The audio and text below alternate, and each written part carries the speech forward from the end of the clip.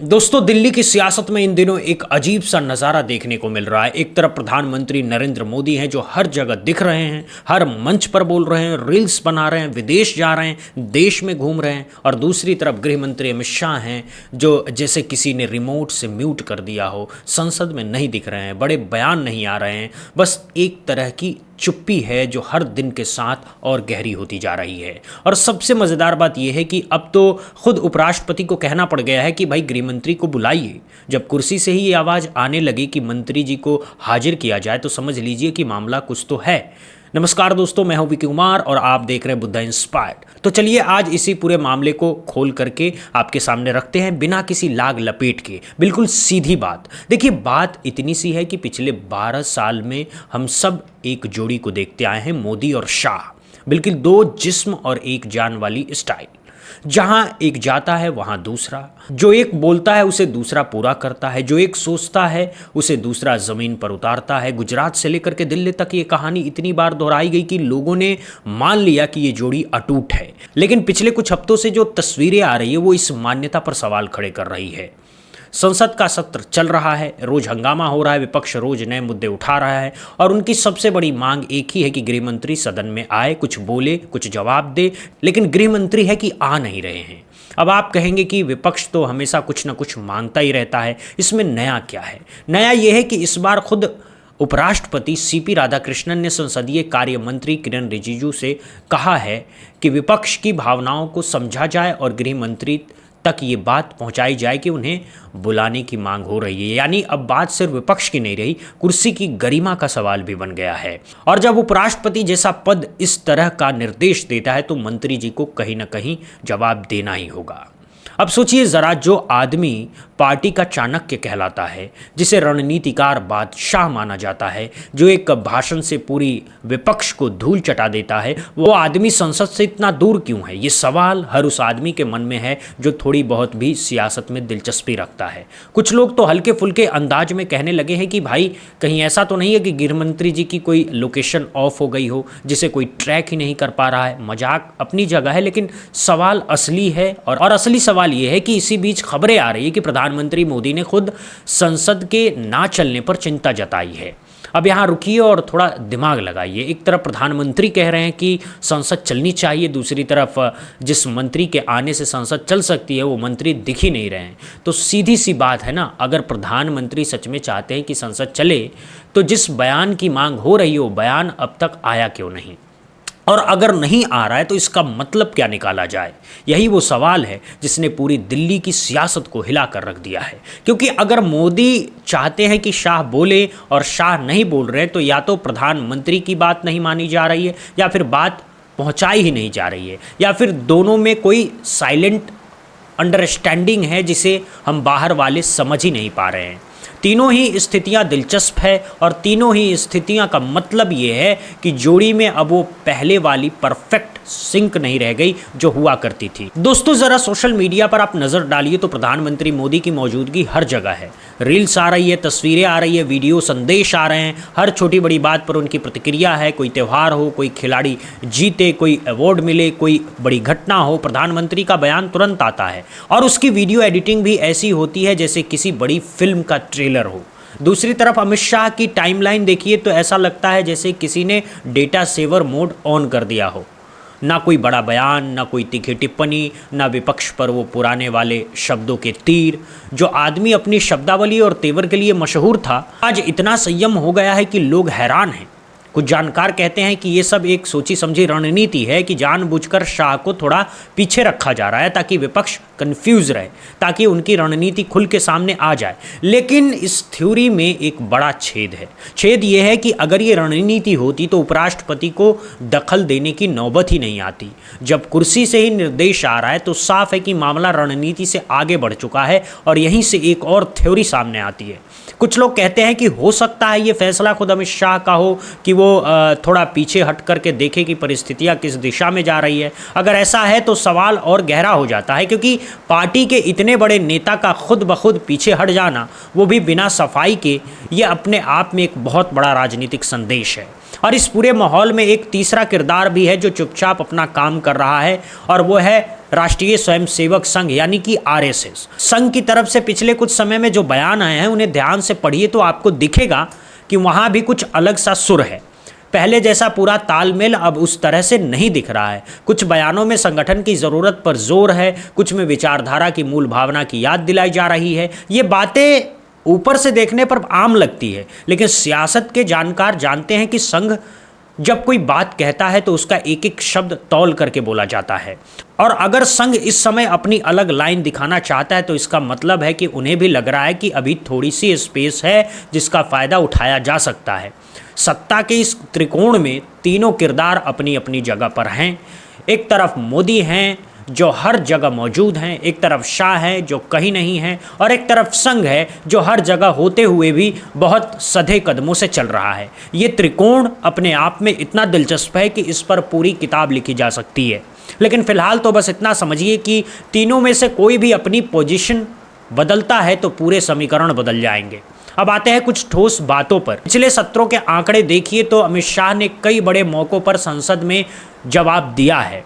कोई बड़ा bill pass करना हो, कोई विवादित मुद्दा हो, कोई अंतर्राष्ट्रीय मामला हो, गृह मंत्री सामने आते थे, अपनी उसी अंदाज में बोलते थे और विपक्ष को बैकफुट पर धकेल देते थे। लेकिन इस बार का सत्र लगभग बीत गया और उनकी वो पुरानी वाली धारदार मौजूदगी दिखाई नहीं दी। जो कुछ मौक़ों पर वो आए भी वहाँ भी वो पुराना तेवर नहीं था। अब ये अपने आप में एक बहुत बड़ा बदलाव है और सियासत में हर बदलाव किसी न किसी कहानी की तरफ इशारा करता है। कहानी कौन सी है ये अभी पर्दे के पीछे है, लेकिन इतना तय है कि कहानी कोई तो चल रही है। एक बात और बहुत महत्वपूर्ण है, इस पूरे मामले में ना तो प्रधानमंत्री कार्यालय से और ना ही गृह मंत्रालय से किसी भी तरह की सफाई आई है, ना कोई खंडन, ना कोई पुष्टि, ना कोई स्पष्टीकरण, बस एक जमी हुई चुप्पी। और सियासत में चुप्पी सबसे खतरनाक चीज़ होती है, क्योंकि चुप्पी के अंदर आप जो चाहे पढ़ सकते हैं। कोई कहेगा कि सब ठीक है, कोई कहेगा कि सब बिगड़ चुका है, कोई कहेगा कि कुछ बड़ा होने वाला है, और जब तक असली बात सामने नहीं आती तब तक ये सारी अटकलें अपनी जगह बनी रहती है।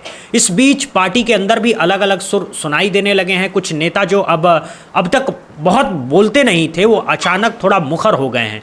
कुछ जो पहले हमेशा फ्रंट पर रहते थे वो थोड़ा पीछे हो गए हैं। ये सब बदलाव बहुत छोटे हैं, इतने छोटे कि आम आदमी की नज़र में नहीं आते, लेकिन जो लोग सियासत को बारीकी से पढ़ते हैं वो जानते हैं कि इन छोटे छोटे संकेतों से ही बड़ी तस्वीरें बनती हैं। और ये सारे संकेत मिलकर के एक ही बात कह रहे हैं कि दिल्ली के सत्ता के गलियारों में इस समय कुछ ना कुछ रीअरेंज हो रहा है। अब सवाल यह है कि आगे क्या। संसद का सत्र अपने आखिरी हफ्ते में है। अगर इस हफ्ते में अमित शाह सदन में आते हैं, बोलते हैं, अपने पुराने वाले तेवर में विपक्ष का जवाब देते हैं, तो ये सारी चर्चाएं शांत हो जाएंगी। लोग कहेंगे कि हमने बेकार में सोचा, वो तो बस थोड़े बिजी थे। लेकिन अगर वो नहीं आते, अगर उनकी जगह कोई और मंत्री आकर मामला निपटाता है, अगर उनकी चुप्पी बनी रहती है, तो फिर ये बातें अटकलों से आगे बढ़ करके एक ठोस राजनीतिक हकीकत बन जाएगी। और उस हकीकत का असर सिर्फ इस सत्र तक नहीं रहेगा, उसका असर आने वाले चुनाव पर पड़ेगा, पार्टी के फैसलों पर पड़ेगा, टिकट बंटवारे पर पड़ेगा, और सबसे बड़ी बात संघ के साथ रिश्तों पर पड़ेगा। एक और चीज़ याद रखिए, भारतीय राजनीति में शीर्ष पर बैठे दो नेताओं के बीच किसी भी तरह के मतभेद की खबर बहुत जल्द हवा में उड़ती है और बहुत जल्द बैठ भी जाती है।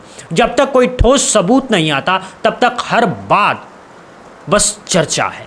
लेकिन इस बार जो चीज़ इस चर्चा को वजन दे रही है वो है लगातार बनी हुई अनुपस्थितियां।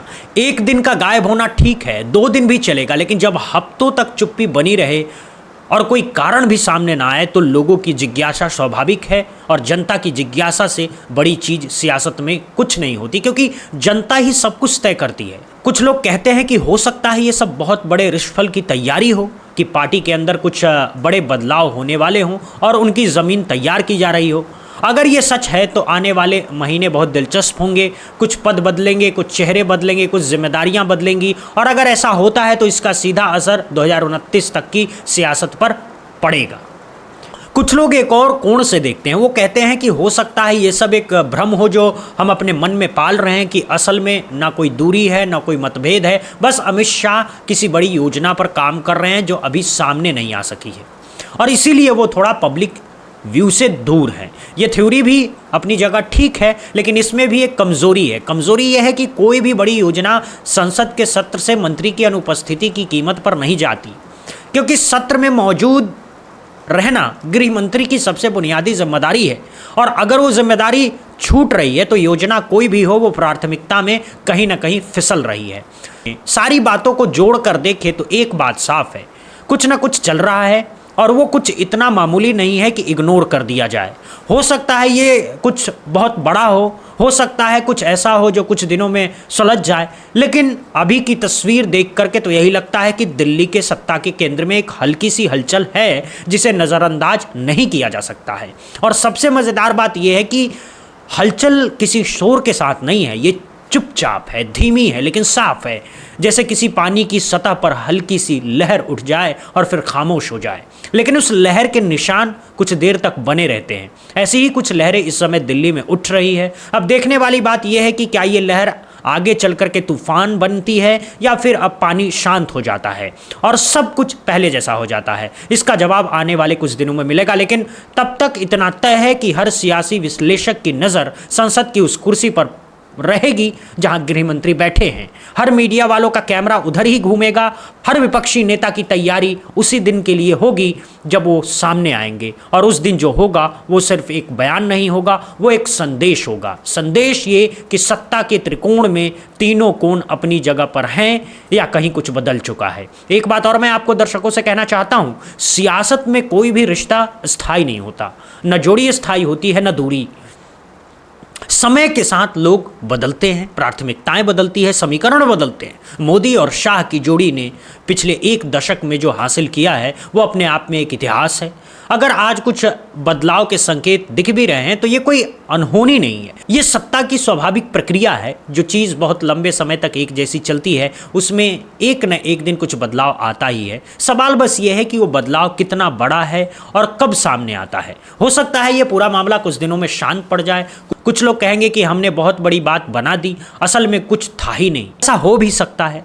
कई बार बड़े लोगों की छोटी सी अनुपस्थिति भी बहुत बड़ा तूफान खड़ा कर देती है, जबकि असल में कुछ नहीं होता। लेकिन कई बार वो छोटी सी अनुपस्थिति सचमुच एक बड़े बदलाव की दस्तक होती है। कौन सी थ्योरी सही निकलेगी ये तो आने वाले कुछ हफ्तों में ही पता चलेगा। अभी के लिए हमारे पास सिर्फ इशारे हैं, संकेत हैं और वो एक निर्देश है जो कुर्सी से आया है। बाकी सब कुछ अभी पर्दे के पीछे है और सियासत का पर्दा कब उठेगा ये कोई नहीं जानता। कभी कभी सत्र खत्म होने के साथ उठ जाता है, कभी कभी कई महीने बीत जाते हैं। हमारा काम है हम आप तक हर वो जानकारी पहुंचाते रहें जो इस पर्दे के बारे में हमें मिलती है, और आपका काम है कि आप हमारे साथ जुड़े रहिए ताकि कोई भी बड़ी बात आपसे छूट ना जाए।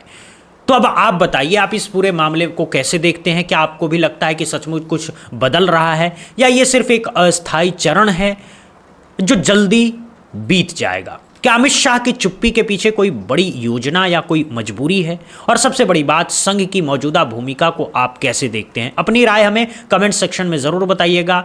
हम आपके हर कमेंट को पढ़ते हैं और उसी से हमें आगे की दिशा मिलती है। बहरहाल फिलहाल के लिए बस इतना ही। देखते रहिए बुद्धा इंस्पायर्ड। जय हिंद, जय भारत, वंदे मातरम।